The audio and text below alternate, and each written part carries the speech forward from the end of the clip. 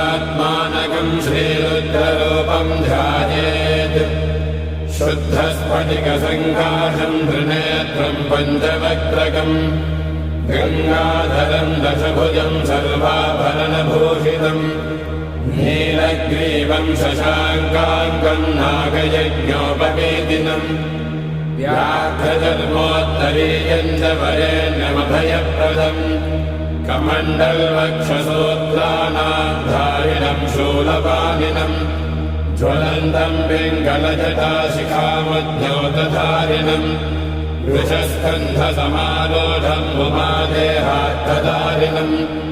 अमृतेनात्मदम् शान्तम् दिव्यभोगसमन्वितम् दिग्देवतासमायुक्तम् सुरासुरनमस्कृतम् नित्यम् च शाश्वतम् शुद्धम् ध्रुवमक्षरमव्ययम् सर्वव्यापिनमीशानम् रुद्रम् वै विश्वरूपिणम् एवम् ध्यात्वा द्विजः सम्यक् ततो यजनमारभेत् अथातो रुद्रस्नानार्चनाभिषेकविधिम् व्याख्यास्यामः आदितयेव तीर्थे स्नात्वा उदेत्य शुचिः रजतो ब्रह्मचारी शुक्रवासा देवाभिमुखस्थित्वा आत्मनि देवता स्थापयेत् प्रजनने ब्रह्मा तिष्ठतु पादयोर्विष्णुस्तिष्ठतु हस्तयोर्हरस्तिष्ठतु बाह्वोरिन्द्रस्तिष्ठतु जठरे अग्निस्तिष्ठतु हृदये शिवस्तिष्ठतु कण्ठे वसवस्तिष्ठन्तु वक्त्रे सरस्वती तिष्ठतु नासिकयोर्वायुस्तिष्ठतु नयनयोस्कन्धादित्यो तिष्ठेताम् कर्णयोरश्विनौ तिष्ठेताम् ललाटे रुद्रास्तिष्ठन्तु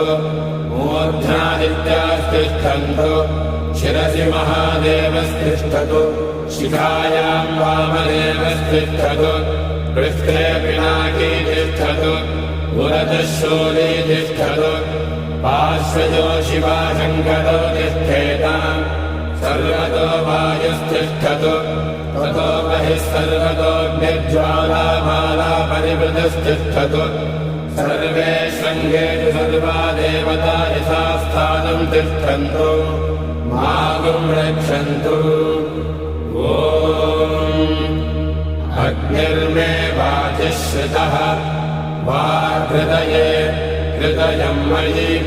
अहममृते अमृतम् ब्रह्मणि वायुर्मे